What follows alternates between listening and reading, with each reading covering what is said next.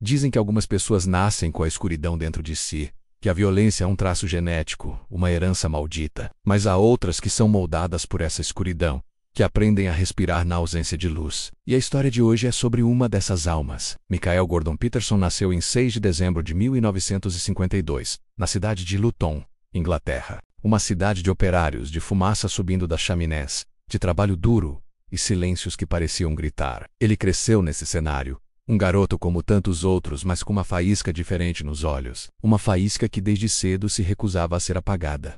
Na escola, essa faísca virou incêndio. Brigas constantes, pequenos furtos, desrespeito a qualquer tipo de autoridade. Expulsões se tornaram rotina. Nada parecia conter a energia selvagem que fervia dentro dele. Os professores diziam que ele era um problema, a família não sabia o que fazer. Para Michael, o mundo era um ringue. E ele estava sempre pronto para o próximo round. Em 1974, aos 19 anos, o jogo ficou sério. Um assalto à mão armada. Um erro que definiria o resto da sua vida. Ele foi preso, julgado e condenado a 7 anos de prisão. 7 anos. Para um jovem, pode parecer uma eternidade. Para Michael foi exatamente isso. O início de uma prisão eterna, um labirinto sem saída. A cela o recebeu como uma besta enjaulada. E a besta, sentindo o cheiro do aço e da desesperança, respondeu com fúria. Dentro dos muros frios da prisão, o que restava de sua humanidade começou a se desintegrar. A rotina brutal, o som metálico das grades batendo. O olhar de desprezo dos guardas. Tudo era um lembrete constante de que ele não pertencia a lugar algum. A cada briga, a cada explosão de raiva, o castigo era sempre o mesmo. O confinamento solitário. A solitária, um buraco escuro onde o tempo e a sanidade se dissolvem. Mas o isolamento não o quebrava. Pelo contrário, ele o moldava, o endurecia, transformava a dor em combustível. Cada dia na escuridão era uma lição de sobrevivência. Um treinamento para a guerra que ele travava contra o sistema e contra si mesmo. Anos depois, ele decidiu que Michael Peterson não era mais suficiente. Ele precisava de um nome que ecoasse sua força. Sua reputação. Inspirado no ator americano famoso por seus papéis de durão, ele se rebatizou.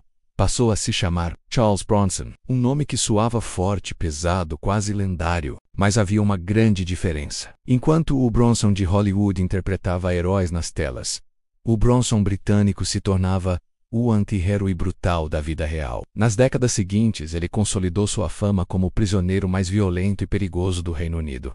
Sua vida era uma sequência de atos de rebelião extrema. Ele tomava guardas como reféns, não por querer escapar, mas para provar que podia. Ele protestava no telhado da prisão por horas, às vezes dias. Destruía celas com as próprias mãos, quebrando mobília e arrancando pias da parede. Era impossível domesticá-lo. Cada tentativa de controle era recebida com uma violência ainda maior. O sistema tentava contê-lo, e ele respondia tentando quebrar o sistema. Em 1987, algo inesperado aconteceu. Ele foi solto. Por 69 dias, Charles Bronson tentou viver como um homem livre. Mas como se adaptar a um mundo que ele mal conhecia? Ele encontrou um palco para sua violência. As lutas clandestinas de boxe sem luvas, ali a dor era espetáculo, e o sangue era aplaudido. Ele ganhava dinheiro, mas a liberdade era um conceito estranho, uma roupa que não lhe servia. Não demorou muito. Em 1988, ele estava de volta à prisão, por planejar outro roubo. O ciclo havia se completado. A jaula era de alguma forma seu habitat natural. Os anos seguintes foram marcados por mais violência. Transferido mais de 120 vezes entre diferentes prisões, ele se tornou uma lenda sombria. O ápice de sua notoriedade talvez tenha sido em 1999.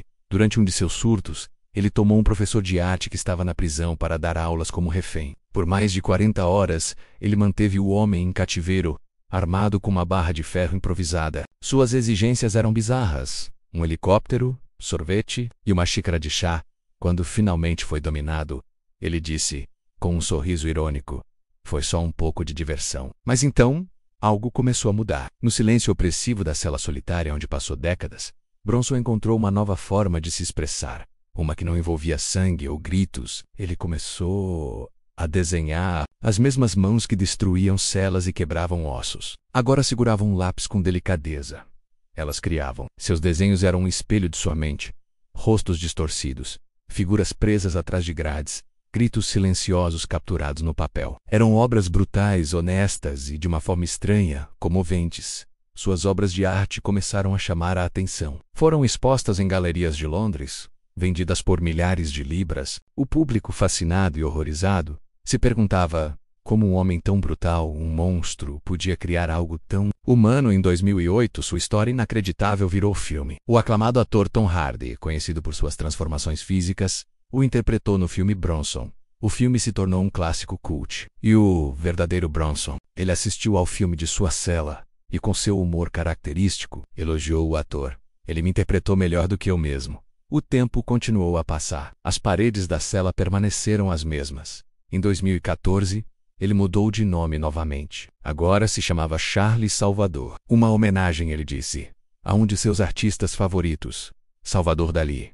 Um gesto que sinalizava sua nova identidade. Não mais o lutador, mas o artista. Hoje, com mais de 70 anos, Charles Salvador ainda está preso. Ele passou a maior parte de sua vida adulta em confinamento solitário. Ele ainda desenha, ainda escreve poesias. Ele se tornou um ativista pela reforma prisional, usando sua arte para arrecadar dinheiro para a caridade. Quando perguntam se ele sente culpa, se arrepende, sua resposta é complexa. Ele diz: eu não sou um assassino. Eu nunca machuquei mulheres ou crianças. Eu só lutei contra o sistema, contra quem tentou me controlar. Charles Bronson, ou Salvador, é um paradoxo vivo. Um homem que viveu quase toda a sua vida na mais profunda escuridão, e ainda assim aprendeu a pintar com luzes sobre o papel. Um prisioneiro que se tornou um mito, um monstro aos olhos de muitos que aprendeu a criar beleza. Sua história é um lembrete cruel e fascinante de que o inferno nem sempre está abaixo de nós, às vezes ele está dentro, esperando uma chance para sair, ou talvez esperando uma chance para ser transformado em arte. Obrigado por assistir. Se você se interessa por histórias como essa, que nos fazem questionar a natureza humana, não se esqueça de se inscrever no canal e ativar as notificações. Até a próxima!